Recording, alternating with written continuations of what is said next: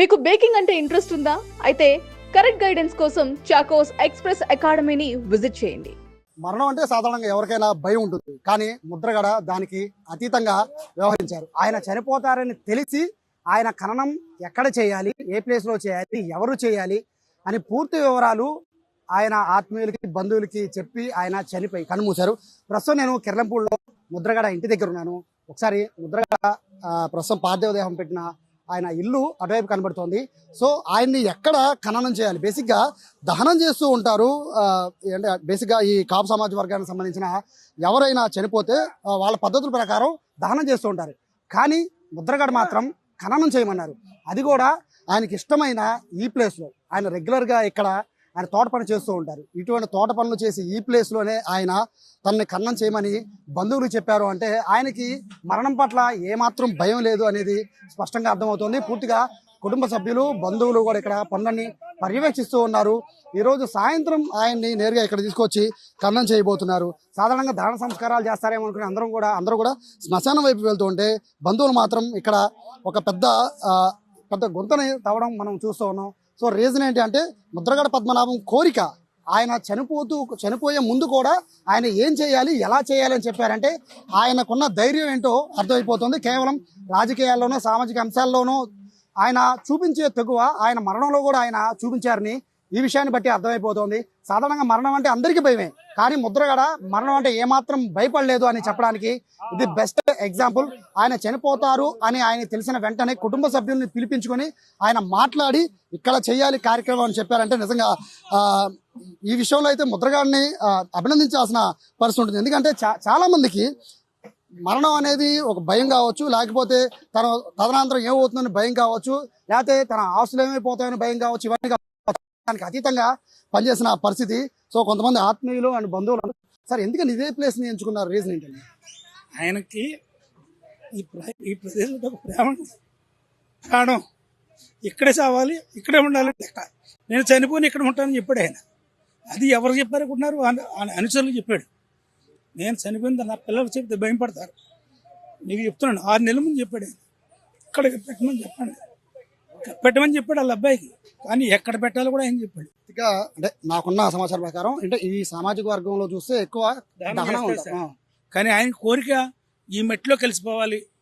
ఈ మట్టి మీద ఉన్న మమకారం ప్రేమ అయింది కోరుకున్నాడు.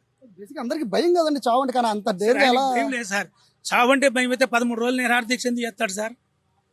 15 రోజులు ఒక నిరాహార దీక్ష, 2 నిరాహార దీక్షలా, 10 నిరాహార దీక్ష, 13 రోజులు నిరాహార దీక్ష చేస్తే మనం ఉండగలమా? ఒక పూట తినలేదు చచ్చిపోతాం. 13 రోజులు తినలేక హాస్పిటల్లో ఉన్నాడు ఆయన. ఆయన నమ్ముకున్న సిద్ధాంతం కోసం, నమ్ముకున్న మనుషుల కోసం, ఆయన నమ్ముకున్న ప్రజల కోసం ప్రాణ త్యాగానికని ఎప్పుడు సిద్ధమే. ఆయన ప్రాణం కోసం ఎప్పుడూ భయపడలేదు.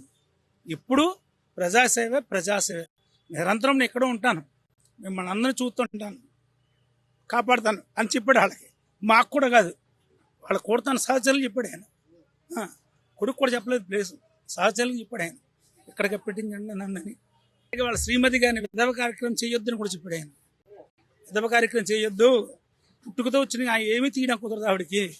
నేను పెళ్లి కూడా పచ్చేయం ఏమి రాలేదు, అన్నీ ఆవిడ పుట్టుకతో వచ్చాయి. ఆవిడతో తీసాను, కాళ్ళతో తాళి తీసేస్తా తప్ప మిగిలి ఏం తీయొద్దు అని చెప్పారు. అలాగే చిన్నకార్యం పెద్దకార్యం కూడా చేయొద్దు అన్న, అది కూడా చెప్పాడు ఆయన. కన్న కూతురు రాక్షసులాడు కూతురు ఇప్పుడు నా కడుపున, దాన్ని బట్టి ఇంట్లో రానిదని కోరుకున్నాడు. కానీ అది పోలీసు వారి సహచర్యంతో రాగలిగింది లోనికి. ఇంకంతకన్నా దౌర్భాగ్యం ఏమీ లేదు. ఆయన కోరిక అది ఒక్కటే నెరవేర్చలేకపోయాం మేము. ఏ కోరిక అయితే కోరుకుండా కూతురు రాకూడదని అది మట్టుకు మేము ఆపలేకపోయాం. అయినా ఇక్కడ ఆయన అభిమానులు ఎవరు చూడలేదు.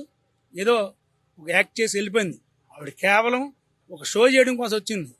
రేపు జనసేనలో పవన్ కళ్యాణ్ గారు మెచ్చి మేకతోలు కప్పేస్తాడు, రాజమండ్రి మేయర్ ఇచ్చేస్తాడని ఆశ, లేదా మా ఎమ్మెల్యే టికెట్ ఇచ్చేస్తాడు ఆశ, అంతే తప్ప తండ్రి మీద ప్రేమ కానీ ఇంకేమైనా. తండ్రి మీద ప్రేమ ఉన్న ఆవిడైతే హైదరాబాద్ హాస్పిటల్కి వచ్చినప్పుడు హాస్పిటల్ మేనేజ్మెంట్ ఒకటి చెప్పారు, నీవు మీ నాన్నగారిని చూడాలంటే మీద మీ తల్లిగారు ఉన్నారు, ఇల్లు ఆవిడ పర్మిషన్ తీసుకురా చివింత అని చెప్పారు. తల్లి దగ్గరకు వచ్చి అడగలేదు ఆవిడ. హాస్పిటల్ యజమాని గొడవాడి నాకు రైట్ ఉన్న ఏ రేట్ ఉంది తెచ్చుకోమ్మా. బ్రిటిష్ వాళ్ళ టైంలో వీళ్ళ తాతగారికి మీకు ఎంత పొలం కావాలో చెప్పండి అని అడిగితే మా చెయ్యి ఎప్పుడు పైన తప్ప కింద ఇప్పుడు అలవాటు లేదు, మాకు అక్కలేదని చెప్పాడు ఆయన. ముద్రాడ పద్మనాభం గారు, వీళ్ళ తాతగారు పద్మనాభం గారు. అదే వారసత్వం ఈయనకి జీన్స్. ఎప్పుడు ఎదరోడికి పెట్టడమే తప్ప చేయి చాచడం అని అలవాట్లేదు ఆయన. ఇంత కాపుద్యమం చేసినప్పుడు ₹1 ఎవరిదైనా ఇచ్చుకున్నాడు సార్? ఇంతమంది కాపులు ఉన్నారు, ఎవరిదైనా రూపాయి ఇచ్చుకున్నామా? మా ఇంట్లో రూపాయలు ఖర్చు పెట్టుకున్నాం, మా కుటుంబం రూపాయలు ఖర్చు పెట్టుకున్నాం. బస్సులు పెట్టుకుని జనాలు తీసుకురండి, నీ వంతుకు బస్సు పెట్టి జనాలు తీసుకురా, అంతే తప్ప నాకు అక్కడ డబ్బులు ఏమొద్దు. భోజనాలకి మెయింటెనెన్స్, స్టేజ్ మెయింటెనెన్స్ అన్నీ మేమే పెట్టుకున్నాం. లక్షల రూపాయలు, కోట్ల రూపాయలు ఖర్చు పెట్టాము ఉద్యమానికి. మేము అక్కడికి చెప్పాం, ఇది రాజకీయం ఎలక్షన్ కాదు కదా వెంకట గారు, కులం కోసం ఉద్యమం చేస్తున్నారు, అందరూ సహకరించే బాగుంటుంది కదా అని అడిగితే, ఇవాళ మనం ఏ వ్యక్తి దగ్గరైనా ₹1,00,000 తీసుకుంటే ఆ వ్యక్తి నా పేరు చెప్పి 10 లక్షలు వదిలేస్తాడు. అక్కడ ఆ చెడ్డ పేరు మనకు రాకూడదు. వద్దు వెంకట గారు, ఓపుకుంటే మీరు పెట్టండి, లేదా నీ ఇల్లు వాకిలు అమ్మేసి నేను పెడతాను అన్నాడు ఆయన. అది ఆయన నిబద్ధత అంటేనే. నిజంగా ఆయన చివరిగా చెప్పిన మాట అంటే 6 నెలల ముందే ఆయన చావు గురించి ఆయన స్పష్టంగా ఆయన తెలుసుకొని ఆయన ఎక్కడ ఆయన్ని ఖననం చేయాలి, ఖననం చేసిన తర్వాత భార్య కూడా ఇబ్బంది లేకుండా విధవరం చెయ్యొద్దు అంటూ కూడా పుట్టుకతోనే ఆవిడ అన్ని కూడా బొట్టు అని పెట్టుకున్నారు. నా ద్వారా ఏం బొట్టు లేదు కాబట్టి నేను చనిపోయినా కూడా బొట్టుతోనే ఉండాలని చెప్పి ఆయన చెప్పిన మాటలు నిజంగా ఈ కాలంలో కూడా ఇలాంటి ఆదర్శ మనుషులు ఉంటారా అనేది అయితే నిజంగా ఆశ్చర్యం కలుగుతోంది. మొత్తం ఎంటైర్ ఇక్కడ కిర్లంపూడిలో ఎవరిని కదిలించినా కూడా ముద్రగడ అనేది పొద్దు నుంచి కూడా అందరి నోటమట అదే నాంతున్న పరిస్థితి. ప్రస్తుతానికి అయితే కన్న కార్యక్రమం ఈ రోజు సాయంత్రం జరగబోతోంది. దీని తర్వాత ఏదైతే దిన కార్యక్రమం ఉంటో అవి కూడా చేయొద్దని చెప్పారు నేపథ్యంలో పూర్తిగా దానికి కూడా దూరంగా ఉండబోతున్నట్టుగా కూడా చెప్తున్నారు. ఇక్కడ